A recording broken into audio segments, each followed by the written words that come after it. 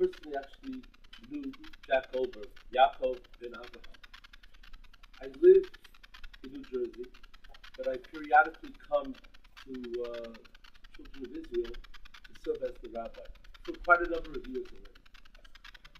And there were times when Jack would come to the shul, and I remember him. I remember him talking about being in the military, served this country with honor, as a Marine.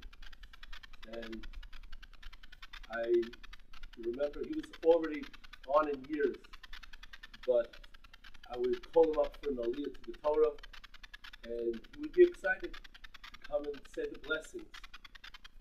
And he walked kind of slowly, but he walked, you could tell, with pride. And he had a smile on his face. He was a very happy man.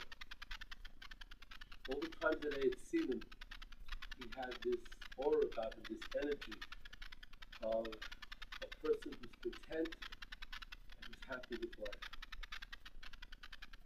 God allowed him to live quite a number of years. I believe he was 94 years old when he passed. I often say that when someone passes from this world, and they live into the 90s, there's some people I know that have lived to close to 100, or actually to 100. And their children are mourning, they're crying. And the people have said to me, Rabbi, how is it? He's lived such a long life. How is it that people are so sorrowful? You know what I say? Because the individual lived such a long life, he or she was able to get even yet closer to all those who love him. So I believe that Yaakov ben Avraham and Jack left quite an impression on his family because he lived this long life and they were able to enjoy and to basically bask in a beautiful relationship, in the rays of a beautiful relationship. That, yes, I know, Shelley said to me, we're celebrating my father's life, but at the same time, it is a sorrowful time.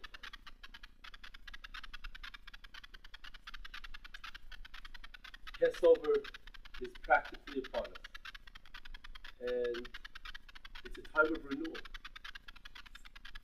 It's a time when we as a nation were forging ahead. We blossomed as a people. It's a time of renewal.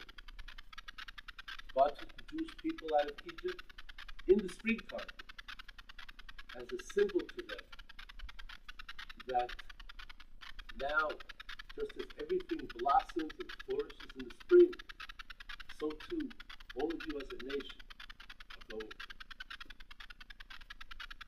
So it is somewhat bittersweet to celebrate Passover and to not have the patriarch of a family be present.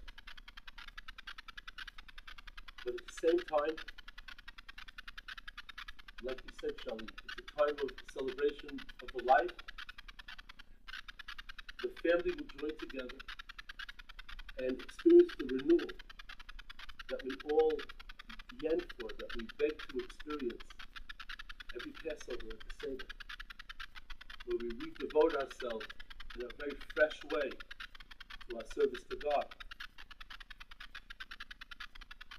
And hopefully the family will be able to console one another and find comfort in all the beauty, in all of what was so good that Jack Goldberg had to offer all of us. We're going to have different members of the family speak. We're going to start out with Sean Goldberg, grandson of Jack, Richard's son. He is going to read a letter from his father.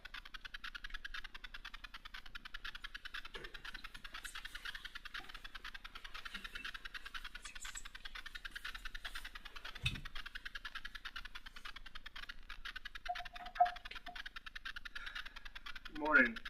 I wanted to come up here this morning and read you guys a text that my father sent to me and my siblings upon learning of his father's death. Unfortunately, my dad can't be here today. And, over these past few days, I've really realized how important of a person my grandfather was with him and how hard it is for him not to be here. I've realized how difficult this has been on him. And I think a lot of this has to do with the way my grandparents were and how they instilled the importance of family to us. And also how religious my grandfather was as well. Sunday dinners, they were the norm with Jack and Elaine, and they really tried to be the paradigm of what a family was. Both my grandparents lived a long life and thankful for the memories and the values that they instilled in all of us. I'm full of sorrow today, but it can't combine or amount to the combined sorrow my father must be feeling right now, knowing that his father is passed and he is not here. So on to the message. The loss of my dad, your grandpa, is a huge loss to me personally and to my family. Despite all of his faults, which I have enough of my own, you have to know in his heart how much he truly loved all of us. He faced a near-death experience in World War II, and his mentor early in life was the Marine Corps, which made him appear extremely tough on the surface, but buried beneath all of it. He was a kind and loving soul who dedicated his life to his wife, your grandmother, and his children, grandchildren, and great-grandchildren. He left all of us with a great legacy to never quit loving your family with every fiber of your body, and it's never too often to tell them how much you love them. We have all sustained a great loss today, but we can all be comforted knowing that my deeply religious father will be with the love of his wife again. All he ever wanted since your grandmother's passing.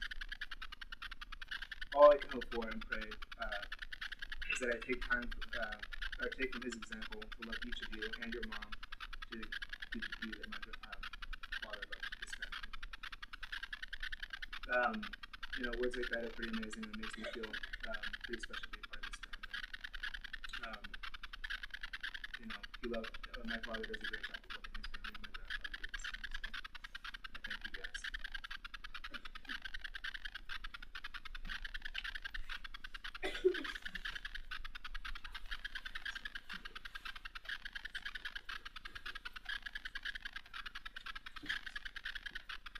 Is that full on Dorothy Goldbergs?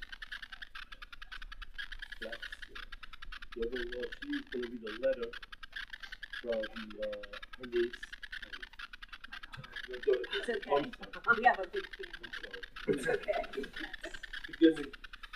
I did the same I thing. tried to make a treat.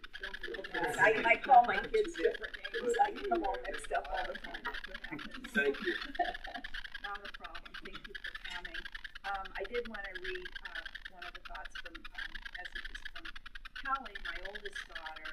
I think she summed it up pretty much like how we all know my father-in-law. And it begins as, you reap what you sow. As a man who provided for his family by carrying sacks of potatoes and eventually running his own produce business, I can think of no more fitting idiom. What you sowed was a bountiful and beautiful garden, which you lovingly tended to make your highest priority in life. You ensured that our roots were strong and deep. You reminded us in your actions and your words that nothing is capable of growth without warmth and love, nor is anything more enjoyable than being able to enjoy fruits of your labor. The seeds that you planted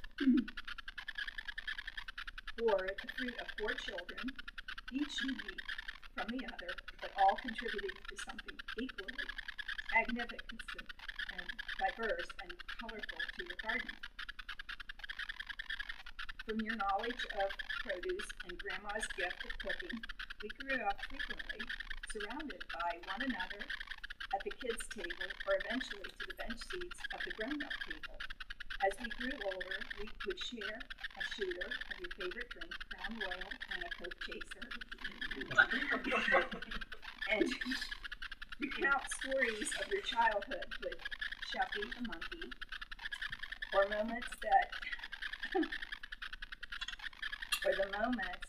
take parents to their wits in raising children at the time, but later make you laugh and delight. There were always 2 bowls of M&Ms at your house, one peanut and one plain. spoil their dinner. The tradition continued with your great-grandchildren. I finally remember you desperately wanting to share your candy with Zachary, and your excitement when you discovered a mint bundled deep in your pocket. You carefully bit it in half because you were concerned about his safety. You then quickly found some orange candies to share because surely a mint is not enough for any kid. And when you weren't indulging in the Goldberg tradition of relentlessly teasing one another, you were standing behind the fence of the tennis court, reminding us to keep our eyes on the ball. Well, most of all, I remember telling us that being surrounded by your family made you feel alive. I remember dancing cheek to cheek with you humming quietly in my ear as we made our way across the dance floor. I remember your face with glow and the excitement in your eyes every time our family was together. I understand now how you feel. And when I look at my own children, the same way that you looked at us, I take comfort in the thought that you are at peace, surveying from the garden.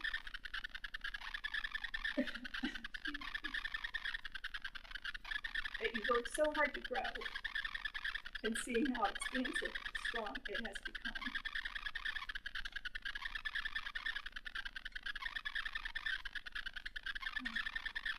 Sorry about that.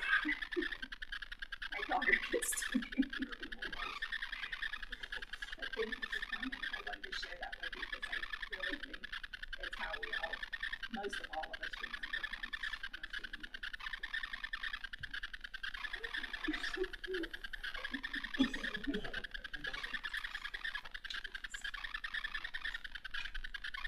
Next thing we're going to call upon Ian, Jack's grandson, Ronnie's Ready. Ian. You just had me.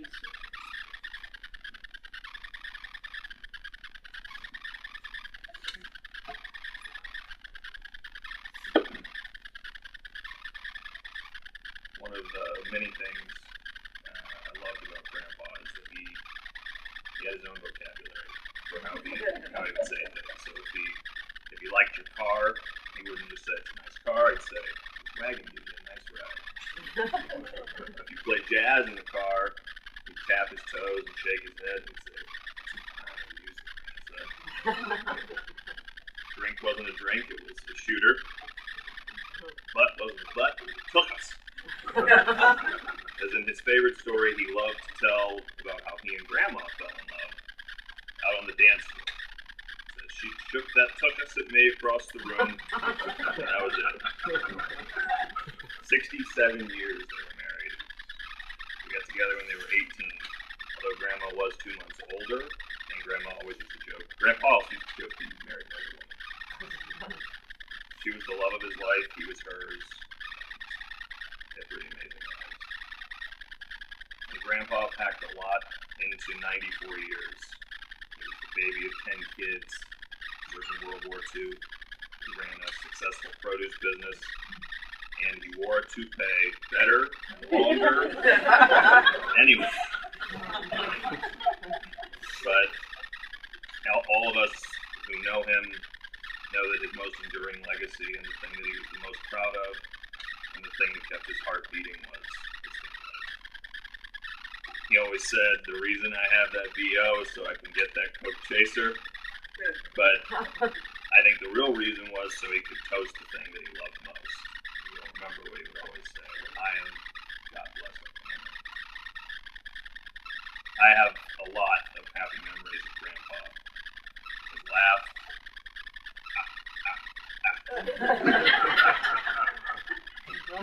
Alone.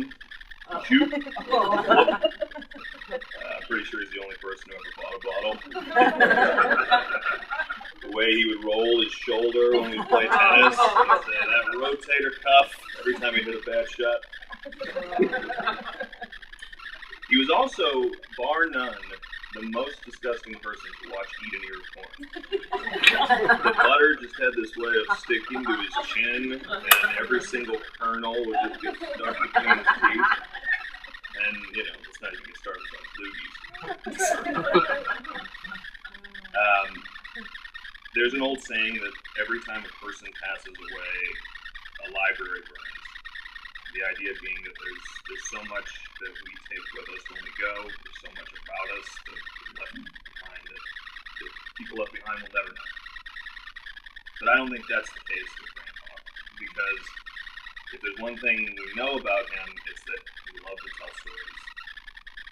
He also loved to repeat stories. Over. I know we all have at least one story like that. For me, it was the Warner Brothers story. You guys know this one, but when Grandpa found out I was moving to LA, he told me about how Jack and Harry Warner, the Warner Brothers, started out in the produce business in Youngstown. And they worked alongside none other than Abe Goldberg, Grandpa's dad, my great-grandfather. And the story goes that one day Jack Warner came to Abe and he said, "Abe, Harry and I have this crazy idea to go out to Hollywood and get into talking pictures." And it's this point in the story when Grandpa would lean in and say, "My father, who was not a greedy man, said to Jack Warner, 'No, thank you. I have everything I need right here in Youngstown.'" And it occurred to me around the 14th time Grandpa told me this story that this was a very questionable decision from Abe Goldberg. I'm kidding. But I do think there's a reason that Grandpa repeated that story and why he repeated every story he told us all. Because he didn't want a library to burn when he was gone. With every story he shared, he gave each of us a book to hold on to. Each one was filled with pages and pages, 94 years worth of laughter and memories and love. We miss Grandpa today. We're going to miss him every day from here on out. He was a light that shone in all of our lives. But he's still shining, and he always will. Because we have our books, we have his stories, and we raise our shooters for a toast. Say L'chaim, Grandpa. God bless our family, and God bless you.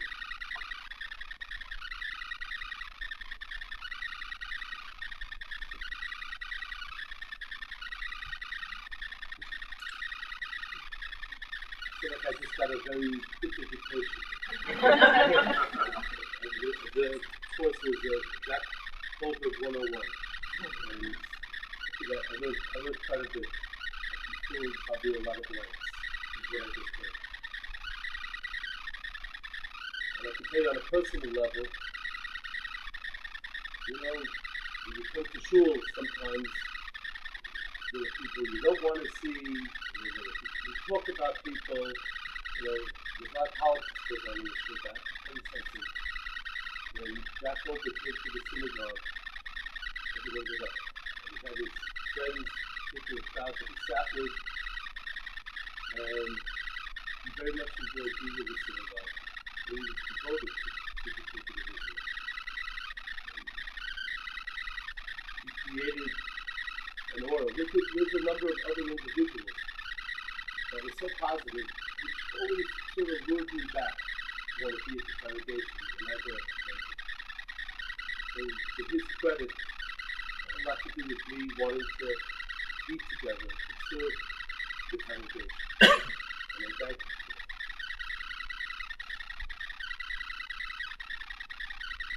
The sitting in the room, I thought I was like a very touchy-feely fellow. You should know that when I'm not practicing as a rabbi, I'm actually a psychologist. So I very often read the mood. You know, if I'm being rude or if I'm an individual or a couple, I try to read the mood. And I have to tell you something.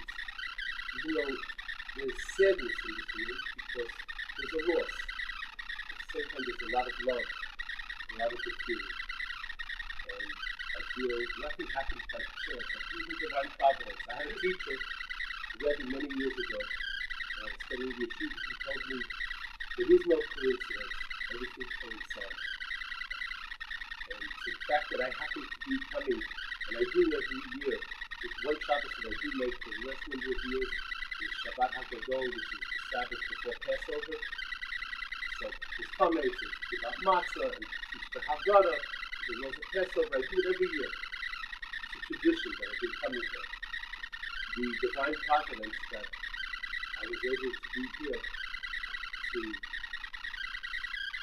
eulogize Jack and to be part of his interment is not a coincidence. Nothing happens by chance.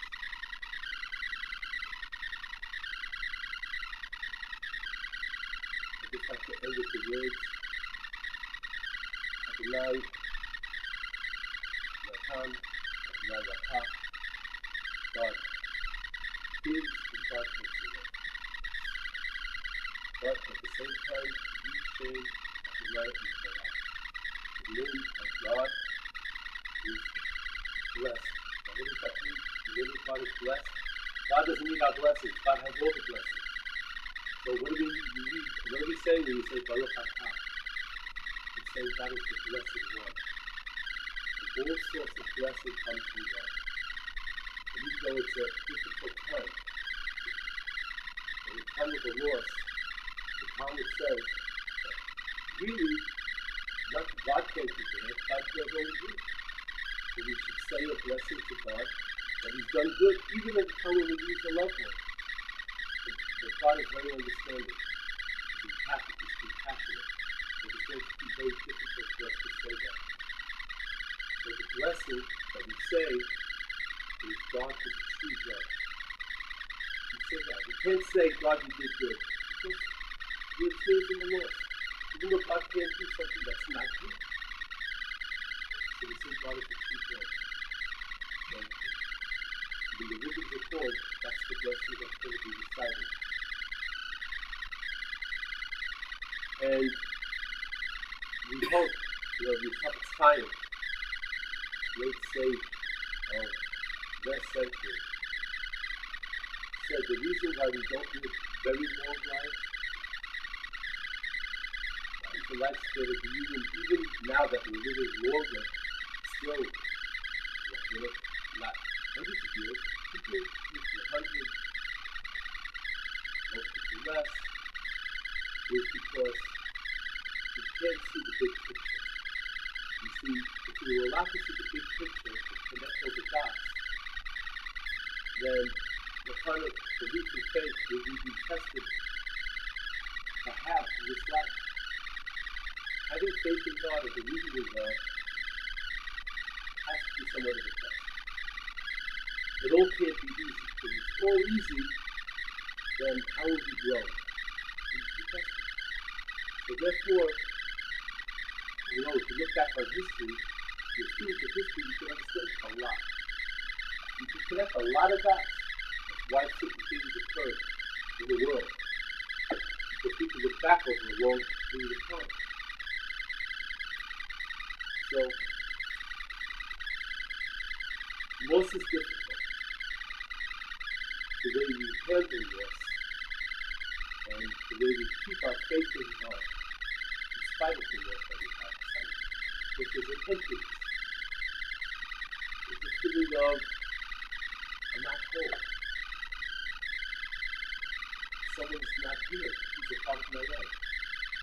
And we can still stay devoted to our faith. Like Jack used to do for the time. And say, God bless. Correct? That's what we need to do. We need to celebrate life as we go on. And we need to say, no matter what, God bless.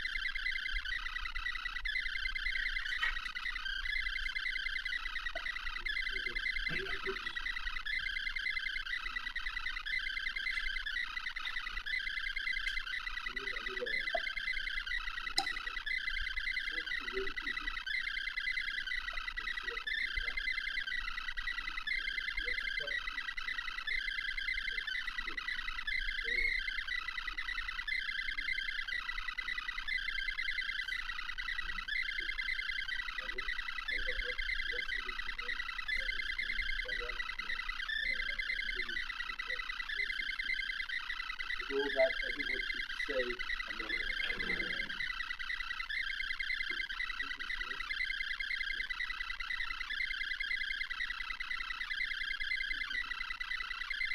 Yes. And now we need to pull up everyone who's doing the store, Jack on his final journey right now. Who's going to be coming up? All the grandsons, did you come up? Yeah. Well, let them be, it's fine. Everyone gather around. Yeah. Everyone go around.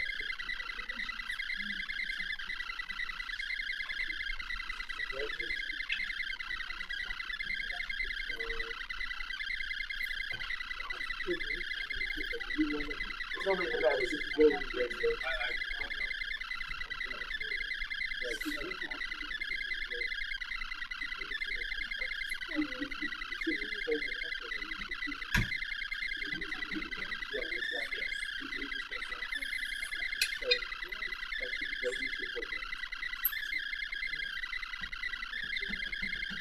If everyone could please rise and follow us.